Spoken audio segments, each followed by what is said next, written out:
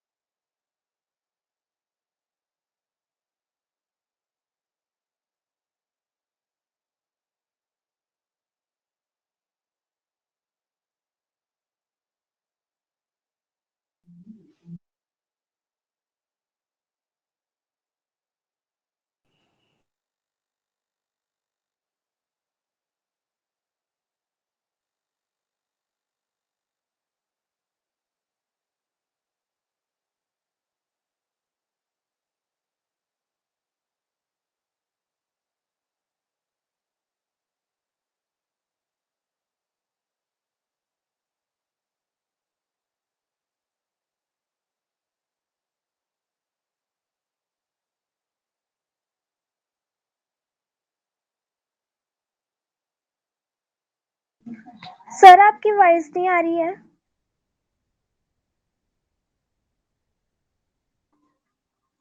Sir screen भी show नहीं हो रही है।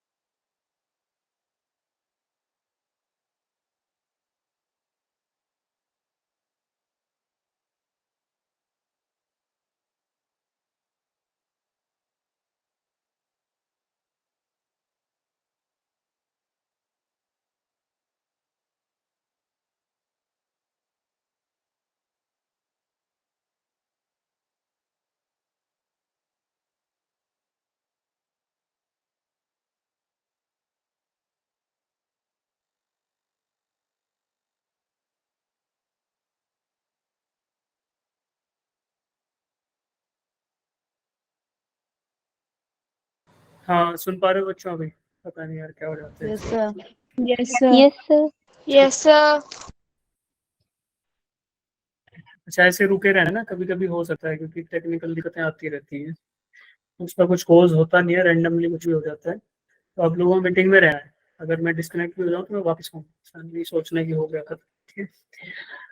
तो we were discussing about charge, ठीक है। तो इलेक्ट्रॉन के बारे में आपने सबने बताया, अब फॉर्मली देखते हैं होता क्या है। 12th के बारे में बता रहा था मैं। 11th की फिजिक्स आपको फील होती हुई नजर आती है, बट 12th की है उसको आपको एकदम महसूस करना पड़ता है चीजों को, सीधा सीधा नहीं देखेंगे।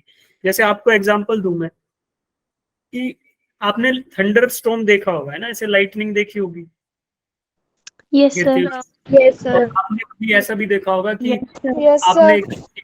एकदम से ये स्वेटर निकाली या जैकेट निकाली या फिर कोई कंबल था, और फिर आप कहीं गए तो आपने कुछ टच किया, एकदम से करंट मारा।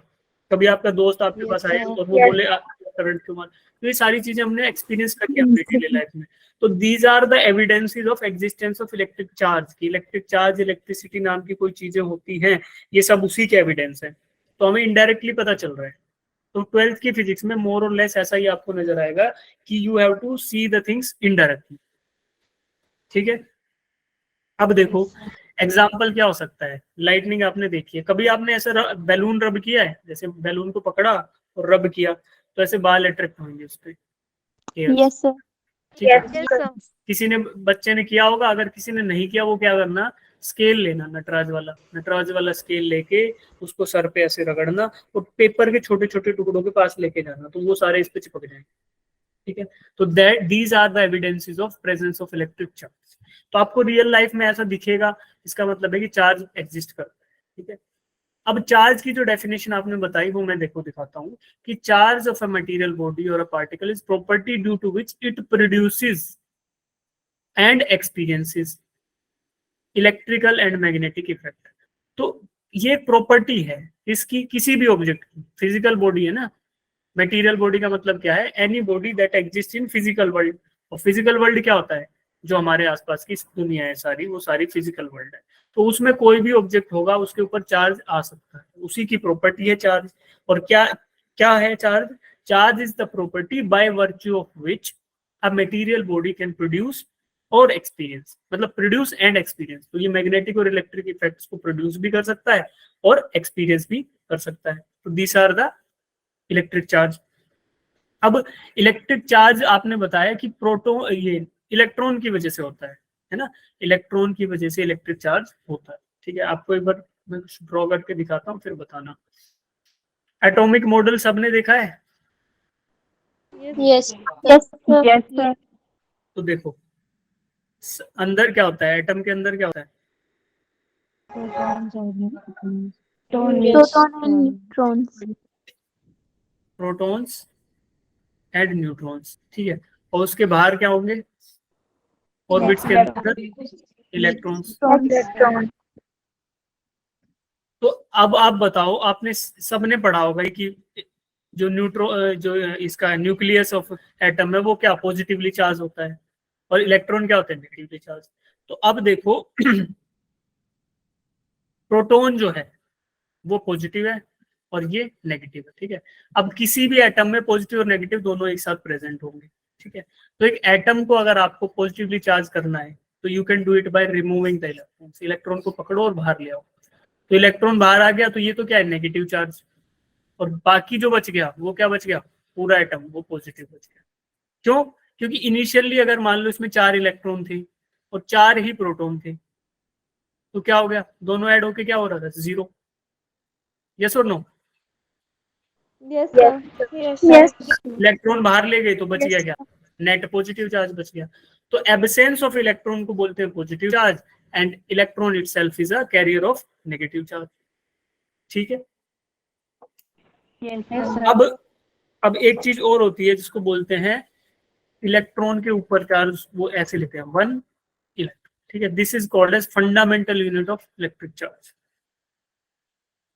Fundamental unit of electric charge. ठीक है, तो 1 charge on 1 electron is called as fundamental unit of electric charge. ठीक है, अब देखो इलेक्ट्रिक चार्ज को कैसे डिफाइन करते हैं, व्हाट इज इलेक्ट्रिक चार्ज, ये हमने देख लिया कि it is the property of material objects by virtue of which it can experience और produce electrical and magnetic effects. तो इलेक्ट्रिकल इफेक्ट्स को प्रोड्यूस भी कर सकता है और एक्सपीरियंस भी कर सकता है, मैग्नेटिक इफेक्ट्स को प्रोड्यूस भी कर सकता है और एक्सपीरियंस भी कर सकता है। किसके हेल्प से? इलेक्ट्रिक चार्ज के हेल्प से। तो इलेक्ट्रिक चार्ज क्या हुआ, वही प्रॉपर्टी हुई जिसकी वजह से ये सब पॉसिबल हो पाया। ठीक है, इलेक्ट्रिक चार्ज का एसआई यूनिट में, एसआई के अंदर जो होता है यूनिट, इसको बोलते हैं कूलम्ब्स। ठीक है, 1 coulomb is equal to 3 into 10 to the power 9 electrostatic units. 3 into 10 to the power 9 electrostatic unit. Electrostatic unit क्या है, स्टैट कूलम्ब भी बोलते हैं इसको, और ये है सीजीएस यूनिट ऑफ चार्ज। तो सीजीएस से एसआई में जा रहे हो, मतलब 3 into 10 to the power 9 electrostatic units is equal to 1 coulomb of electric charge. Dimensional formula भी देखो साथ में, तो डायमेंशनल फॉर्मूला होता है M0L0 T1 I1। M0L0 T1 I1। कुछ जगह आपको ऐसा लिखा मिलेगा, कुछ जगह ऐसा भी लिखा मिलेगा, M0L0 T1 and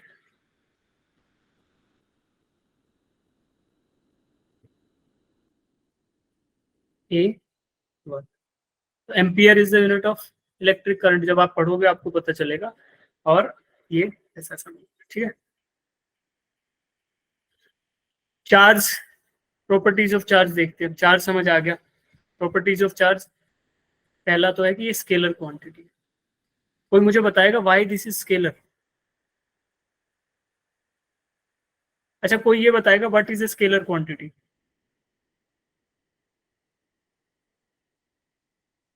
what do you mean by scalar quantity? Sir जिसकी डायरेक्शन नहीं होती है मैग्नीट्यूड होता है। जिसकी केवल डायरेक्शन नहीं हो और मैग्नीट्यूड हो खाली, है ना?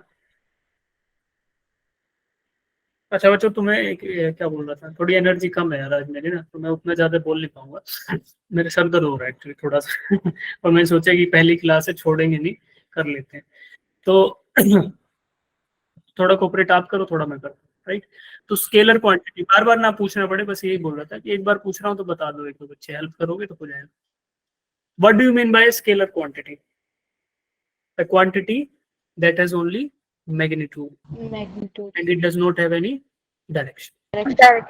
तो जब हम चार्ज की बात कर रहे हैं तो हमने बोला कि एक इलेक्ट्रॉन पे चार्ज है 1 ही, तो बहुत सारे इलेक्ट्रॉन होंगे तो मल्टीपल होगा उसी का, लेकिन चार्ज ही होगा ना, उसका कोई डायरेक्शन नहीं होगा। That is why it is scalar quantity. Type of charge आपको बताया कि पॉजिटिव होगा या फिर नेगेटिव होगा, and positive charge is called as absence of electron या deficiency of electron, and negative charge is excess of electron या फिर बोले प्रेजेंस ऑफ इलेक्ट्रॉन्स। ठीक है, इसी बात को दोबारा लिखते हैं मास के टर्म्स में। तो mass of negatively charge body is greater than mass of positively charge if the objects are initially similar. मैं बोलता हूँ कि एटम टू एटम सिमिलरिटी है दो ऑब्जेक्ट के बीच में, दोनों एक जैसे थे, एक से नेगेटिव चार्ज, एक को नेगेटिवली चार्ज कर दिया, एक को पॉजिटिवली, तो जाहिर सी बात है कि नेगेटिव चार्ज वाले का मास थोड़ा सा बढ़ गया होगा। क्यों? क्योंकि एक्सेस ऑफ इलेक्ट्रॉन्स को ही बोलते हैं नेगेटिव चार्ज, मतलब बाहर से कुछ इलेक्ट्रॉन्स उस बॉडी में ऐड हो गए होंगे। अब इलेक्ट्रॉन खुद अपना मास लेके आएंगे बाहर से, तो वो एडेड इलेक्ट्रॉन्स का मास भी उस ऑब्जेक्ट में ऐड हो जाएगा। प्रैक्टिकली क्या इसका कोई डिफरेंस दिखेगा? बिल्कुल नहीं दिखेगा, बट थियोरेटिकली तो बोलेंगे ना कि यार नेगेटिव चार्ज आया है तो that means it has gain some mass. चलो अब देखो, charge is conserved, charge is conserved, ठीक है? तो चार्ज इज कंजर्व्ड से क्या समझ आता है कि हमें पता है क्या इलेक्ट्रॉन को फर्दर डिवाइड करना पॉसिबल नहीं है, इलेक्ट्रॉन को डैमेज करना पॉसिबल नहीं है, नए इलेक्ट्रॉन क्रिएट करना पॉसिबल नहीं है, तो that means charge is conserved. कि भैया चार्ज आपका इलेक्ट्रॉन था, इलेक्ट्रॉन को एक जगह से दूसरी जगह ट्रांसफर कर सकते हो बस, ना तो इसको तोड़ सकते, ना इसको नया क्रिएट कर सकते। तो बात क्या हो, जहां इलेक्ट्रॉन थे बस उनको एक जगह से दूसरी जगह मूव कर सकते हो। तो redistribution of charge is possible, you can not create a new charge, you can not destroy existing charge. तो जो आइसोलेटेड सिस्टम होगा, मतलब ऐसा सिस्टम जो अपने बाहर की दुनिया से इंटरेक्ट ही नहीं कर रहा, उसमें चार्ज की वैल्यू जो है वो कांस्टेंट रहेगी, वो कंजर्व्ड रहेगी। तो for an isolated system the charge is going to be a conserved quantity. Yes और no? Yes, sir. Yes, sir. ठीक है, अब अगली बात आती है चार्ज इज क्वांटाइज्ड। सेम वही बात सोचो कि इलेक्ट्रॉन को तोड़ना पॉसिबल नहीं है, भाई इलेक्ट्रॉन है उसको तोड़ना पॉसिबल नहीं है, एक इलेक्ट्रॉन का ऐसा नहीं कर सकते कि दो टुकड़े कर दिए। तो चार्ज केवल ऐसे ही हो सकता है, 1 इलेक्ट्रॉन पे होगा भाई, या तो एक इलेक्ट्रॉन हो सकता है, या 2 हो सकते हैं, या 3 हो सकते हैं। ऐसा नहीं हो सकता कि 1.5 इलेक्ट्रॉन, क्योंकि 1.5 इलेक्ट्रॉन का मतलब है कि एक तो पूरा और एक आधा, और आधा इलेक्ट्रॉन पॉसिबल है नहीं। क्यों? क्योंकि तोड़ नहीं सकते।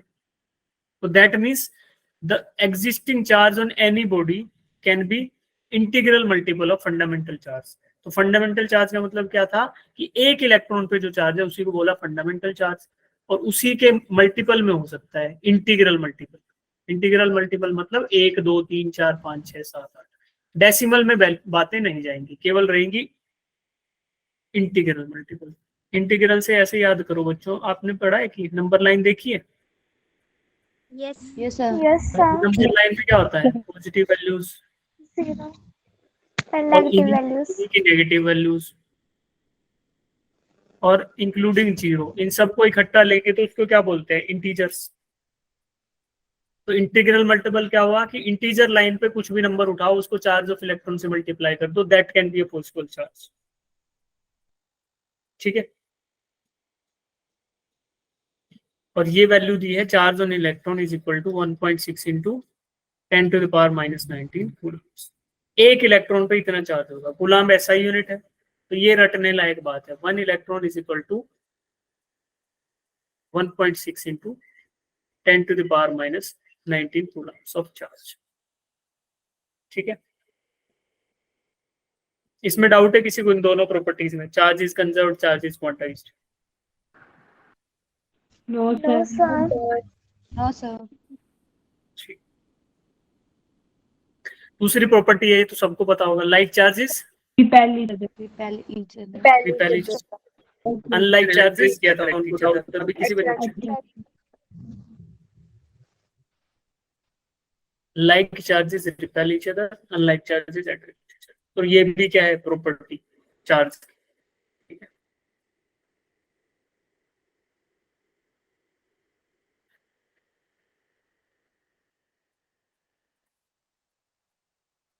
Charge on any body can be 2 into plus minus any. तो ये वही है क्वांटाइजेशन ऑफ चार्ज, कि चार्ज केवल इंटीग्रल मल्टीपल हो सकता है, या तो +2 +3 +4 +5 या -3 -4 -5 कुछ, ठीक है। Negative whole values, positive whole values, these can be the possible charge.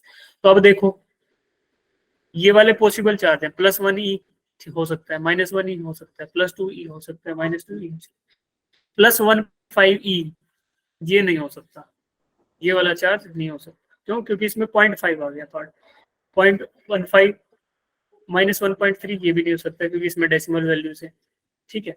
तो these are impossible values of charge. और वो वाली क्या थी, पॉसिबल वैल्यूज, क्यों? क्योंकि इंटीजर्स को रिप्रेजेंट कर रही है।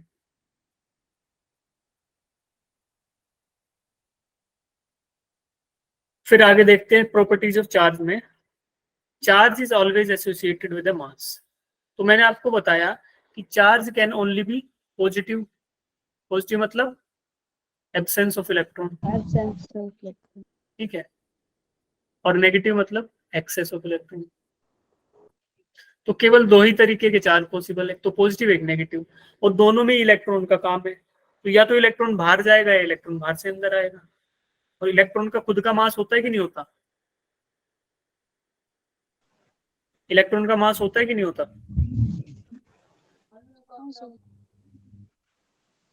हाँ जी होता है। होता है। कितने बच्चों को ये लगता है इलेक्ट्रॉन का मास होता है?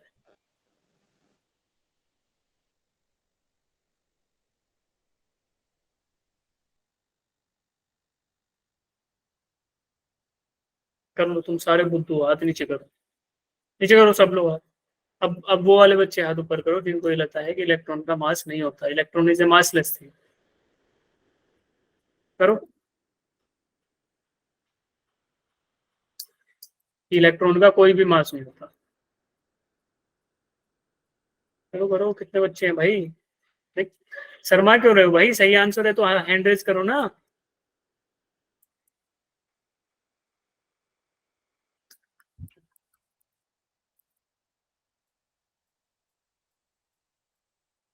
जिनको ये लगता है इलेक्ट्रॉन का मास नहीं होता वो हैंड रेज करो,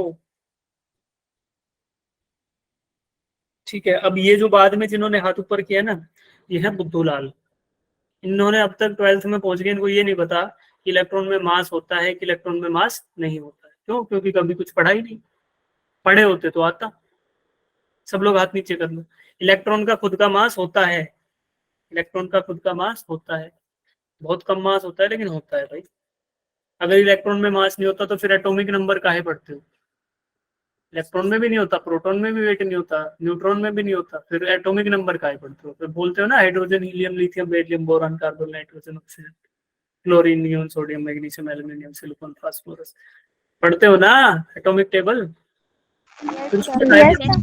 उसमें एटॉमिक नंबर और मास नंबर क्यों पढ़ते हो भाई? फिर मास नंबर में क्या होता है कि 1 mole of something is some this much gram, है ना। 1 mole of hydrogen is 4 gram. Hydrogen molecule कितना होता है, H2, ठीक है। तो आप इस तरीके से देखते हो, नाइट्रोजन का कितना रहेगा 14 ग्राम, CO2 का कितना रहेगा 44 ग्राम। तो वो कहाँ से आ रहा है भाई, वो वेट कहाँ से आ रहा है, वो मास कहाँ से आ रहा है? अगर मास ही नहीं होता तो हर एक ऑब्जेक्ट का मास होता है। जब चार्ज बाहर से अंदर आ रहा है और अंदर से बाहर चार्ज जा रहा है, that means electron either is leaving the atom और it is coming from outside. तो इलेक्ट्रॉन खुद के साथ अपना मास लेके आएगा, और इसी प्रॉपर्टी को बोलते हैं charge is always associated with some mass. तो जैसे charge is always associated with an electron, electron का खुद का मास होता है, that is why charge is associated with mass. हाँ जी अनामिका, पूछो डाउट। सर गलती से हो गया था। अच्छा हाँ, कोई नहीं, नीचे फिर चार्ज इज रिलेटिविस्टिकली इनवेरिएंट, इसका सीधा सा मतलब बताता हूँ कि चार्ज जो है वो वेलोसिटी पे डिपेंड नहीं करता। अभी ऐसे सोचोगे सर ये क्या बात हुई, क्योंकि भैया मास करता है। थ्योरी ऑफ रिलेटिविटी कितने बच्चों को बताई बात हुई थी, E equals to MC square हुई थी ना। एल्बर्ट आइंस्टाइन एक साइंटिस्ट थे, उन्होंने ये बात कही, उन्होंने कहा is equal to MC square. कितने बच्चों ने ये इक्वेशन देखी है आज से पहले, is equal to MC square? इन्होंने क्या बोला था कि जैसे जैसे मास की वेलोसिटी बढ़ाओगे वो मास बढ़ता जाए, मास की वैल्यू बढ़ती जाएगी। जैसे ही वो लाइट स्पीड ऑफ लाइट को अप्रोच करेगा तो वो बहुत ज्यादा वैल्यू हो जाएगी। उसका फॉर्मूला भी है, वो नहीं लिखता मैं, आउट ऑफ सिलेबस है। लेकिन मास जैसे जैसे वेलोसिटी पे डिपेंड करता है, चार्ज नहीं करता। चार्ज जो है रेस्ट पे भी वही है और वेलोसिटी में भी वही है, स्पीड ऑफ लाइट से ले जाओ तब भी वही है। 1 कूलम ऑफ चार्ज रेस्ट पे है तो 1 कूलम है, स्पीड ऑफ लाइट से चल रहा है तब भी 1 कूलम। ठीक है, इसको बोलते हैं charge is relativistically invariant. Relativistic का मतलब हुआ in relation to its surroundings. ठीक है, अब चार्ज का समझ आता है कि इलेक्ट्रॉन होता है नेगेटिवली चार्ज, प्रोटॉन होता है पॉजिटिवली चार्ज, और इलेक्ट्रॉन अगर बाहर से आ गया तो नेगेटिव चार्ज लेके आएगा, इलेक्ट्रॉन अगर एटम को छोड़ गया तो पीछे पॉजिटिव चार्ज छोड़ के चला जाएगा। ठीक है, न्यूट्रल एटम से अगर इलेक्ट्रॉन निकलता है तो वो एटम पॉजिटिवली चार्ज हो जाएगा। यस और नो? Yes sir. ठीक है, अब हम देखेंगे कि इलेक्ट्रॉन जब बाहर जाता है तो हमें पता है कि पॉजिटिव चार्ज होगा, इलेक्ट्रॉन जब अंदर आता है एटम के तो मतलब नेगेटिव चार्ज आ जाएगा। अभी इलेक्ट्रॉन को बाहर और अंदर ले जाने का प्रोसेस, उसी को बोलते हैं मेथड ऑफ चार्ज। कि कौन सा ऐसा तरीका हो सकता है जिससे ये चार्ज प्रोड्यूस किया जा सके या चार्ज को रीडिस्ट्रीब्यूट किया जा सके। क्यों रीडिस्ट्रीब्यूट बोलने का मतलब ये है बच्चों कि ये प्रॉपर्टी देखिए कि चार्ज इज कंजर्व, प्रोड्यूस तो किया ही नहीं जा सकता, ना डिस्ट्रॉय किया जा सकता, रीडिस्ट्रीब्यूट किया जा सकता है केवल। तो that property is called as redistribution of charge. तो उसी रीडिस्ट्रीब्यूशन के तरीके को बोलते हैं मेथड्स ऑफ चार्ज।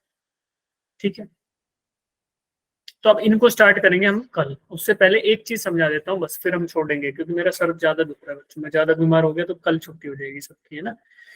तो अभी ध्यान दो, अभी मत जाना, लेकिन अभी 10 मिनट पढ़ेंगे फिर जाएंगे। ओके, हाँ तो आपको मैं बताता हूँ कि इलेक्ट्रॉन क्लाउड क्या होता है ना। क्लाउड तो पता होगा सबको, व्हाट इज ए क्लाउड? बादल, यस है ना। यस तो बादल मतलब क्या होता है, जैसे धुआं धुआं सा फैला फैला सा होता है, दैट मीन्स क्लाउड। तो ऐसा ही देखते हैं, एक ऑब्जेक्ट है, ठीक है, ये कोई ऑब्जेक्ट है, कोई भी बॉडी है, फोन हो सकता है, कोई पेपर हो सकता है, कुछ भी होगा। तो आपको पता है कि each and every matter is made up of atoms, चाहे वो गैस हो, चाहे लिक्विड हो, चाहे सॉलिड हो, एटम से बना होगा बच्चों। तो एटम का मतलब ऐसा होगा कि एक पॉजिटिव चार्ज और एक नेगेटिव चार्ज इकट्ठा रखे हैं, ऐसा मान ले। पॉजिटिव और नेगेटिव इकट्ठे हैं तो उनको एटम्स बोल दिया। भाई ऐसा ही तो ड्रॉ किया था ना कि सेंटर में पॉजिटिव है, बाहर है नेगेटिव है, तो बस उसी को रख दिया, नेगेटिव पॉजिटिव इकट्ठा, और ये दिखा रहे हैं दीज आर एटम्स।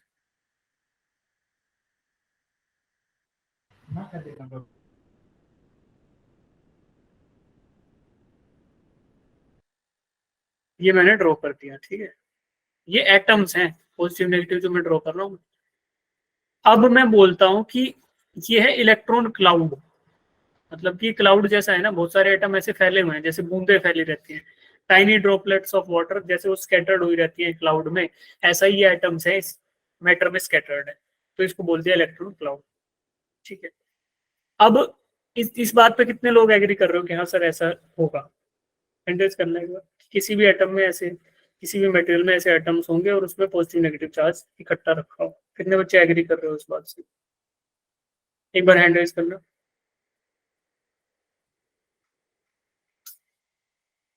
बाकी लोग क्या कर रहे हो? डिसएग्री जो कर रहे हो हैंड रेज करना।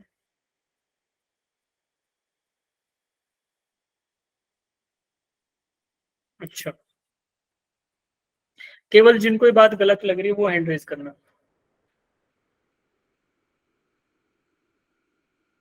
हाँ, अरे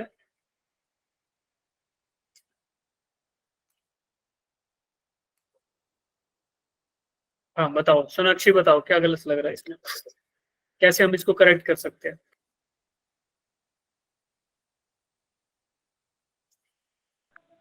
सर पॉजिटिव और नेगेटिव को सेपरेट करके। ना चैप्टर रटी रटाई बात मत करो, ये कंसेप्ट को समझो, नहीं तो क्वेश्चन नहीं होंगे पेपर में।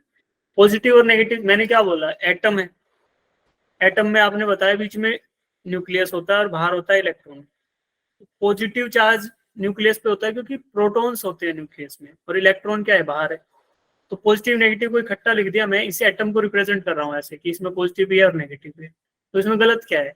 ये कोई बॉडी है, मान लो पेपर ही है, paper is made up of atoms, तो एटम्स ही होंगे। Paper is made up of cells, cells is also made up of atom. तो कोई भी सेल होगा, cell is a living entity ना, तो उसके अंदर भी तो एटम ही होते हैं। तो किसी भी फिजिकल ऑब्जेक्ट में, जिसको मैटर बोलते हैं, anything that has mass and that occupies space is called as matter, and matter is constituent of atoms या फिर मॉलिक्यूल्स। तो मॉलिक्यूल्स खुद एटम से बने हुए, अल्टीमेटली एटम ही है। तो एटम दिख रहा है आपको जिसमें पॉजिटिव और नेगेटिव चार्ज होता है। तो can I draw it like this? जैसे कि बादल में बूंदे फैले रहती हैं, ऐसे किसी भी मटेरियल ऑब्जेक्ट में इलेक्ट्रॉन्स या एटम्स फैले रहते हैं। यस और नो? Yes sir. अब ये ड्रॉ इसलिए किया समझने के लिए, ताकि हम लोग फील्ड को, इलेक्ट्रिक चार्ज को, चार्ज डिस्ट्रीब्यूशन को समझ पाए। ठीक है, अब किसी को डाउट है वो बच्चे पूछ लो, है ना? बाकी सब लोग ड्रॉप कर सकते हैं। यार मेरा सर बहुत ज्यादा दुख रहा है, तो मैं परेशान हो जाऊंगा। पहली क्लास में तुम्हारे ये हुआ, लेकिन मौसम बदल गया, उसकी वजह से ऐसा हो रहा है। बोलो, डाउट वाले रुको, बाकी जा सकते हो। अगली क्लास में आना, पढ़ेंगे अच्छे से। इससे पहले 2 क्लास ले चुका मैं, उनमें मैं थक गया पूरा अच्छे से। कोई नहीं यार, तो मैं अच्छे से पढ़ाऊंगा, एक्स्ट्रा क्लास, एक्स्ट्रा टाइम लेके। तुम मेरे साथ कोऑपरेट करोगे तो मैं भी करूंगा ना भाई, सबको पढ़ाना है भाई, अच्छे से पढ़ाना है। तो जिनको डाउट है वो रुक जाओ अभी,